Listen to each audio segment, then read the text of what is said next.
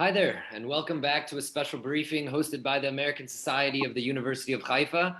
We're here again with Professor Eli Cook, Senior Lecturer in History and Head of the American Studies Program at the University of Haifa, to discuss the latest updates in the Israeli elections and what looks like, at least for right now, perhaps the end of the political deadlock that the country has been dealing with for years now.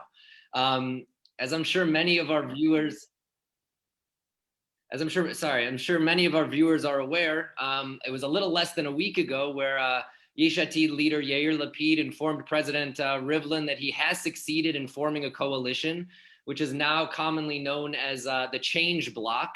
It's a government comprised of wide-ranging political parties and views. It was in the final hours of that day that Naftali Bennett agreed to bring in his Yamina party to join the coalition. Naftali Bennett, as part of the agreement, will serve first as the prime minister, followed by Lapid.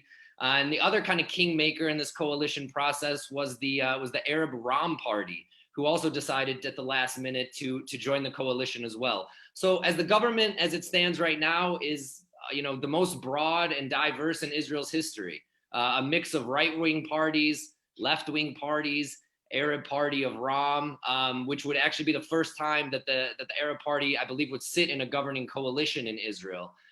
So Professor Cook, let's rewind about a week ago and start with what you think were a couple deciding factors that brought, the so-called kingmakers of Yamina and Ram to join the Change Bloc.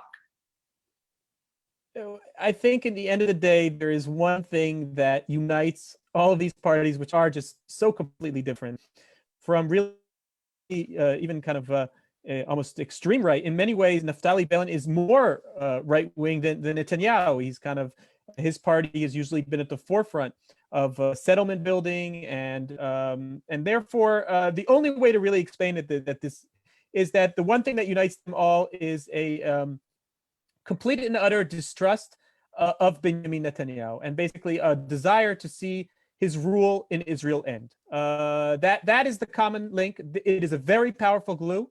I think it's a glue that in the end is going to be able to keep this coalition together, at least for the next few months and maybe even years. I think they all agree that there are serious issues of corruption with Netanyahu that they feel they can kind of align with, and also that there is this common notion that he's just been around too long. It's just been too long, and that there needs to be, as you said, a change. And while none of these people can agree on what the change should be, it seems that they all can agree that there needs to be a change. And really, for someone like Naftali Bennett, in the end, this was kind of a no-brainer. His party got 6 seats. And if he hadn't gone through with this move, probably what happens in the next election is that he pretty much gets erased, because I think at least certain groups of people who voted for him would then move to the Likud party or somewhere else. So this was really his one chance to become prime minister, even though he really should be the head of a very small party. And in that sense, I think from Bennett's part, it was a no-brainer. The trickier thing was getting the other people in Bennett's party on board, especially Ayelet Shaked. But even she, I think, looked at Netanyahu. The other thing is that no one trusts Netanyahu. Netanyahu can make so many promises, but after what everyone saw he did to Benny Gantz, after he promised Benny Gantz that he would become, and then completely kind of, made every opportunity to kind of make sure that Benny Gantz would never get his turn to be prime minister. I think in the end, even Ayelet Shaked said, I'd rather be with the Arab Party and with Meretz and with the Labor Party than with Netanyahu, because I just can't trust him. The minute I agree to him, he's going to change his mind. Mm-hmm. And that kind of brings me to my next question. I know that the vote in the Knesset, or the swearing in, will be on Sunday. There's a lot of efforts by Likud and the and a lot of that kind of right-wing establishment to try to derail this. Can you talk a little bit about what they're trying to do, or what can really happen until Sunday that might derail this government? Yeah, I'll start by saying I don't think it's going to work. I think it's on Sunday, or maybe on Sunday. I think it's going to happen. I think we're going to see the end of the Netanyahu regime. But what they're trying to do right now is that it's a very, very careful dance, because Israeli politics in the end can be very individualistic, in the sense that every single member of these parties needs to vote. in order for them to really scratch that tiny majority that they're going for. And therefore, if technically the right-wing establishment could convince even one or two of the people in, let's say, Yamina or in Gideon Sa'ar's party or someone else to kind of decide that they are not supporting it, then this plan could crumble. And there is tremendous pressure, and I'd even say incitement against some of these people, especially in the Yamina party. We're seeing levels of kind of political, at least verbal violence that I don't remember since leading up to the Rabin assassination. A lot of politicians now have to have, security details that they've never had before. In that sense, it's a very kind of sensitive moment in American history. A lot of people making the comparison to kind of the January 6th moment in the United States. I really don't think, and I really hope that we're not going to see anything like that. I don't think we are, but definitely the pressure is up. But in the end, it looks like all signs are go. And they even have another trick up their sleeve where even if one of Bennett's guys were to leave, the other Arab parties that aren't going to be technically part of this coalition have already basically signaled that if they need to, at a minute's notice, they're going to make sure, and I'm talking here basically about the joint list, and specifically about politicians like Ahmad Tibi, they'll make sure that this is going to happen. So I'm not usually a person who's, particularly kind of, say, oh, Israeli politics is predictable, but I would be shocked if come Sunday, this does not happen. You talk about a few similarities you brought January 6th or with the United States. Are you seeing similarities between Prime Minister Netanyahu's kind of, all indications right now is that he's going to be removed from power. What similarities are you seeing between him and actually President Donald Trump when he was, on kind of the outs as well? So first of all, I want to say what we're not seeing. And we're not seeing just a complete, fraudulent lies about what the actual voting results were.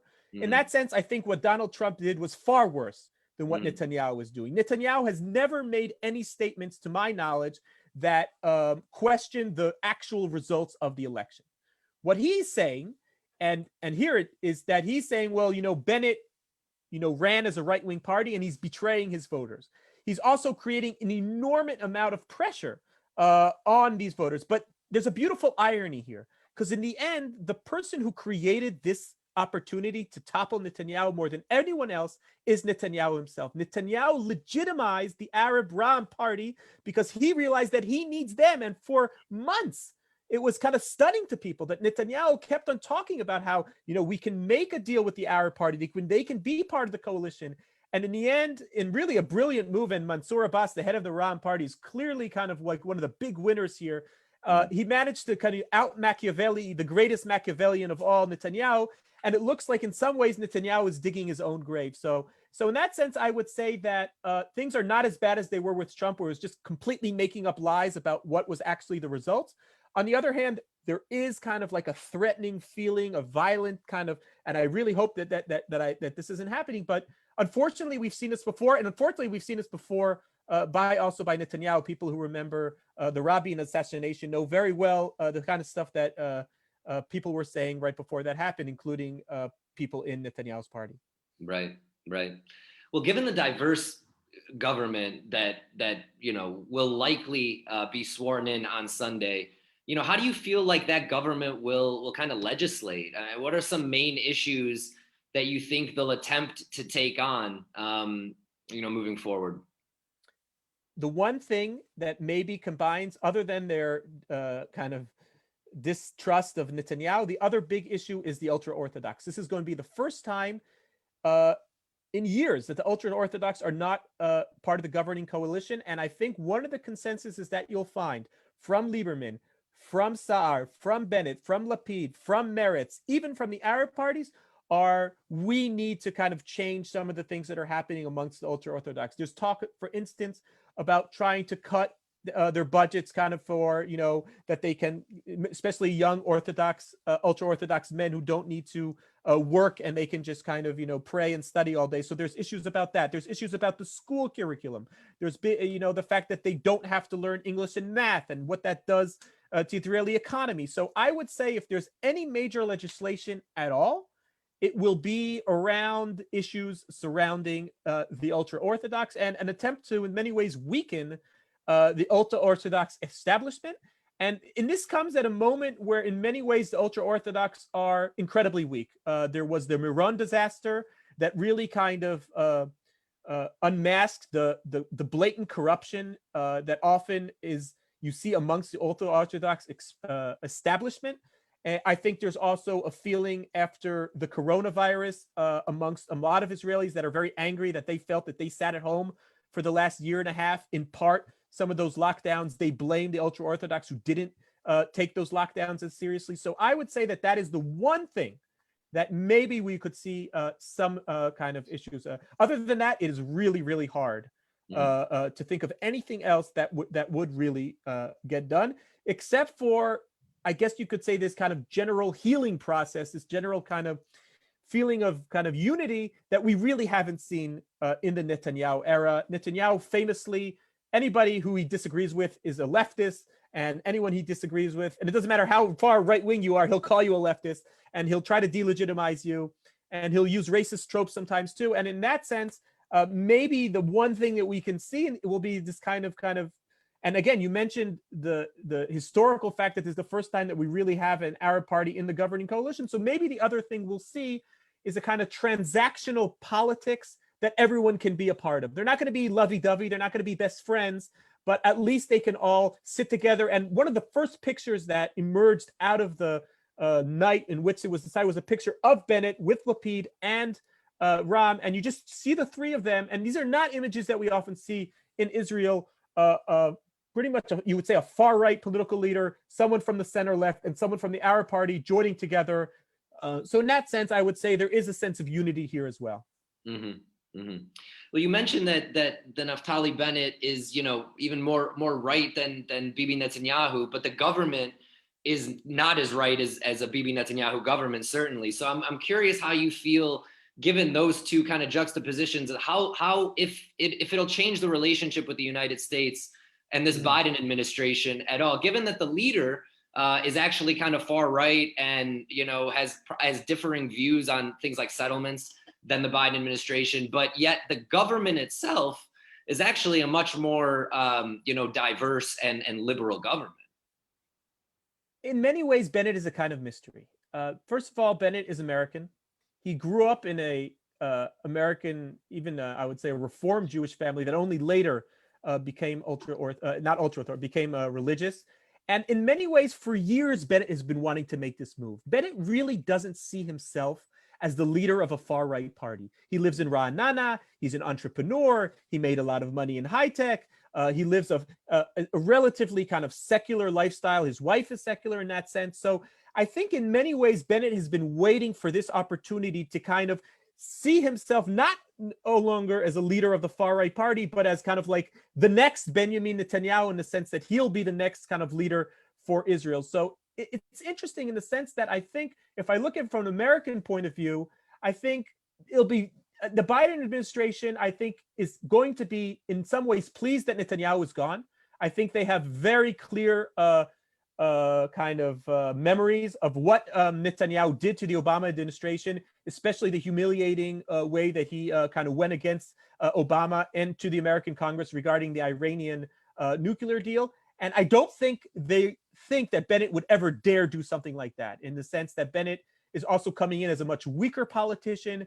And the last thing he wants to do is to create a diplomatic crisis. So all in all, I would say that on one hand, I think the Biden administration is going to be curious. It's a bit of a mystery. We don't know what Naftali Bennett is actually going to be kind of about.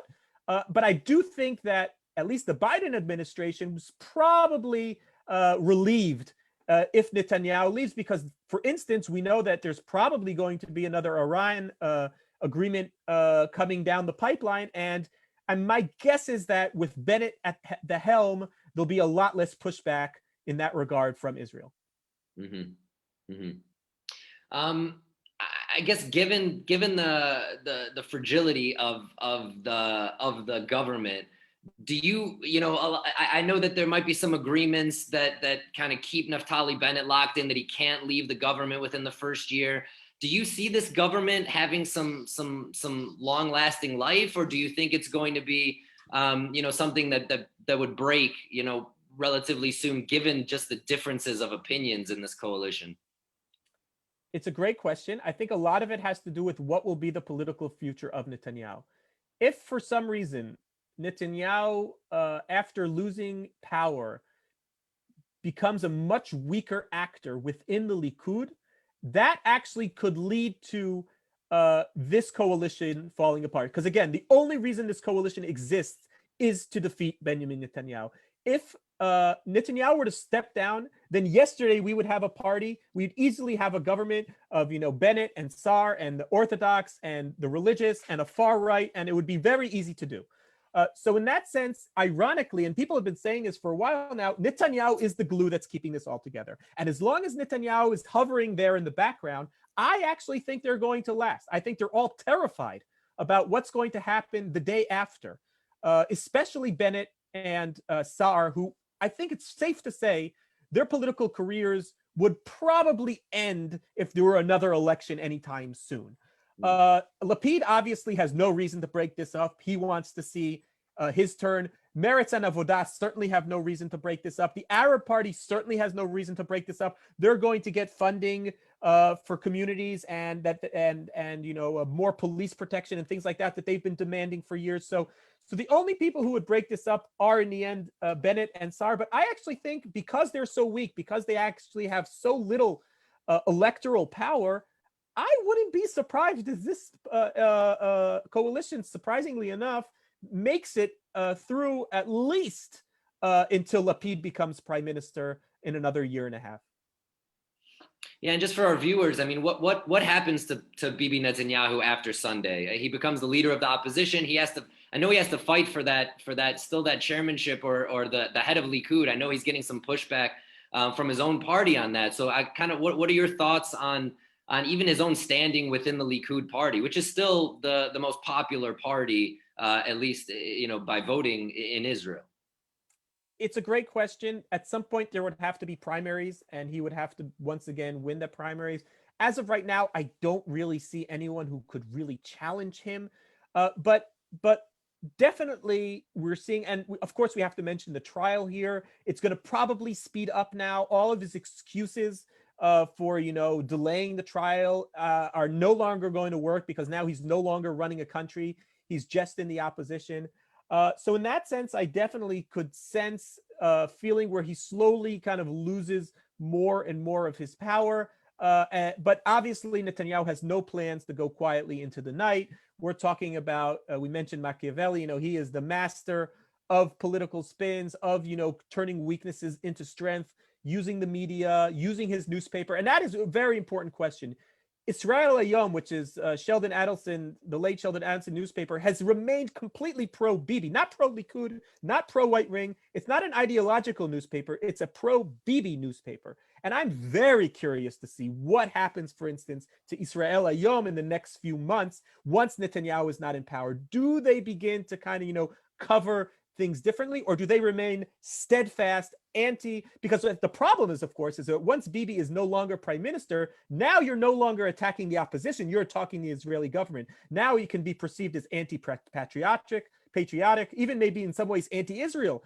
Who are you to kind of criticize the prime ministers and the leaders of the Israeli government and so forth? And so I'm very curious, even more than what Netanyahu is going to do. I'm curious, for instance, what's going to happen in the media landscape, because he's built a media machine that in many ways is kind of like the same question with Fox News and Trump. What was Fox News going to do with Trump? Now we know that they pretty much kind of fired anybody who was anti-Trump. Is that going to be the same thing, or are we going to see, a different response? Yeah, I'm interested. Just final question, given your knowledge of the U.S. political space and obviously Israel, what's the differences in the media landscape? I mean, how do you see those two and how they cover the White House or the Knesset, or how they cover the presidents? I know a lot of people talk about the U.S. having a media liberal kind of bias outside of a couple of those fringe outlets. And do you think it's the same in Israel? Do you think it's a bit more balanced in Israel, or what are your thoughts when you dissect the two?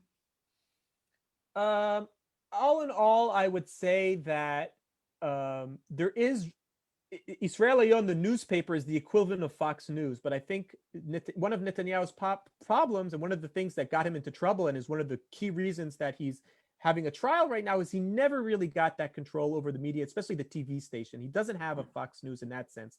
The Channel 20, which is the Fox News, has very low ratings. People don't watch it. And the regular channels, Channel 2, or what used to be called Channel 2, now it's called Channel 12 and Channel 13, kind of like the high ratings TV channels, what Israelis turn on every night at 8 p.m.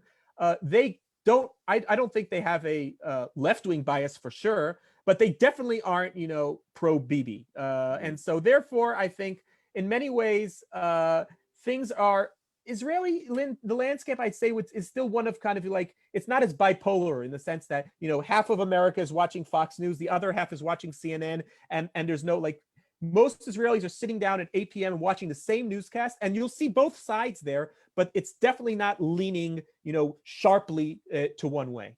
Like you would see in the US. Yeah. Yeah, exactly. Interesting. Okay. Professor Cook, thank you so much for your time. We always appreciate it. We'll have to catch up again soon when, if this government is sworn in on Sunday, and, we'll check in with you about some of their priorities, on what they're trying to accomplish here, and get a kind of a grade from you, maybe a month in or so. So thank you so much for your time. To our viewers, if you have any questions at all for Professor Cook, please leave them in the comments section of this video, or email them to info@asuh.org. Professor, thanks again. And thanks to all our viewers for tuning in. Take care. Bye-bye.